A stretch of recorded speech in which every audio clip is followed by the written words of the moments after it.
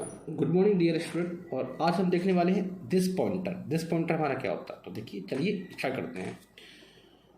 When we call member function by using object implicitly, one argument is passed to that function. Such argument is called this pointer. जब भी हम लोग किसी member function को object के द्वारा call करते हैं तब उस मेंबर फंक्शन के अंदर इंटरनली एक आर्गुमेंट पास होता है और उस आर्गुमेंट को हम कहते हैं this pointer.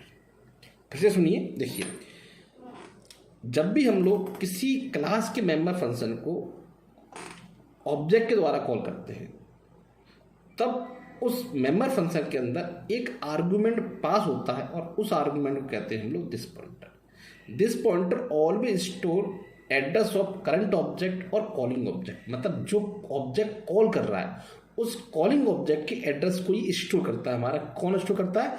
This pointer store करता है। This pointer always pass as a first argument to the member function. मतलब जब भी हमारा कोई ऑब्जेक्ट किसी मेंबर फंक्शन को कॉल करता है तब हमारा एक आर्गुमेंट पास होता है उस मेंबर फंक्शन के अंदर और वो ऑलवेज फर्स्ट आर्गुमेंट होता है। उसको हम लोग क्या बोलते हैं? दिस पॉइंटर बोलते हैं। ये ऑलवेज कांस्टेंट पॉइंटर होता है। अब जैसे देखिए यहाँ पे हमने एग्जांपल लिया हुआ, जैसे फॉर कॉम्प्लेक्स क्लास के लिए मैंने एग्जांपल लिया है, तो ये मेरे क्लास का नाम है कॉम्प्लेक्स। ये कांस्टेंट पॉइंटर मैंने यहाँ पे बनाया हुआ है। फिर से देखिए, when we call member function by using object implicitly, one argument is passed to that function. Such argument is called this pointer. This pointer always store address of current object or calling object. This pointer is always passed as a first argument to that member function. This pointer is a constant pointer for complex class member function type of this pointer. देखिए, this pointer मेरा क्या होता है?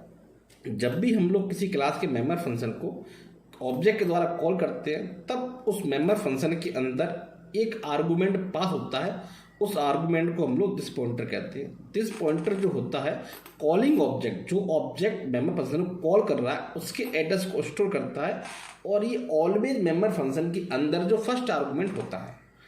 चलिए और एक simple example से हम लोग इसको समझने की कोशिश करते। देखिए, ये जनरल फॉर्मेट है हमारा किसका? दिस पॉइंटर का। देखिए, general format of this pointer, ये क्लास का नाम आएगा star const this. Global function don't have this pointer since global function can't be member of any class, we can't call by using object name. Global function के अंदर कभी भी हमारा this pointer नहीं आता क्योंकि ग्लोबल फंक्शन जो होता है वो किसी क्लास का मेंबर नहीं होता है और ना ही मैं ग्लोबल फंक्शन को किसी ऑब्जेक्ट से कॉल करता हूँ। ठीक है, चलिए दूसरा कारण क्या है मेरा?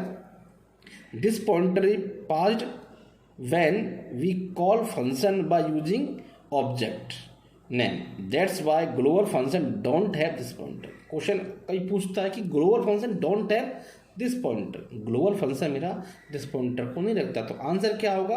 आंसर मेरा ये होगा कि ग्लोबल फंक्शन कभी भी ऑब्जेक्ट के नाम से कॉल नहीं हो सकता, इसीलिए ग्लोबल फंक्शन के अंदर दिस पॉइंटर नहीं हो सकता।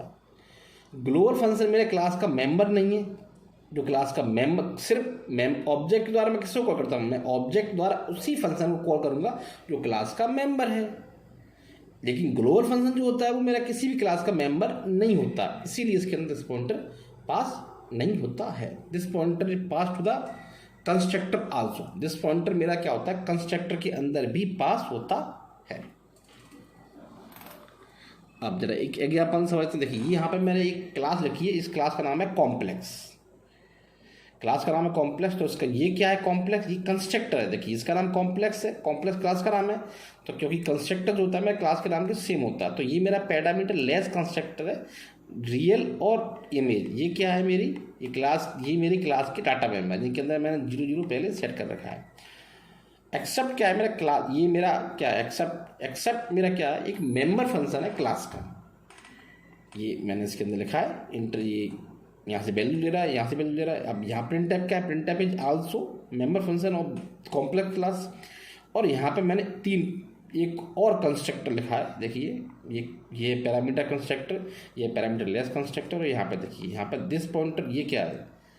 ये मैंने यहाँ पे बनाया, इसका एक ऑब्जेक्ट बना लिया। देखिए, दिस एरो रियल, तो ये क्या है मेरे, ये है मेरे डाटा मेंबर देखिए, और ये मेरा सी डॉट रियल ये क्या है, ये मेरा है जो ऑब्जेक्ट जिसके अंदर वैल्यू पास हो रही है देखिए। तो यहाँ मेरा दिस पॉइंटर को मैं यूज़ कर रहा हूँ। अगर मैं यहाँ पर दिस पॉइंटर यूज़ नहीं करूँगा तो मेरा कंपाइलर एरर देगा, क्योंकि यहाँ पर देखिए ये भी रियल है, यहाँ पर देखिए ये भी रियल है और ये भी रियल है। तो दो ये बता रहा है कि डाटा मेंबर है, और ये बता रहा है कि जो आर्गुमेंट पास हो रहा है ये उसकी वैल्यू है।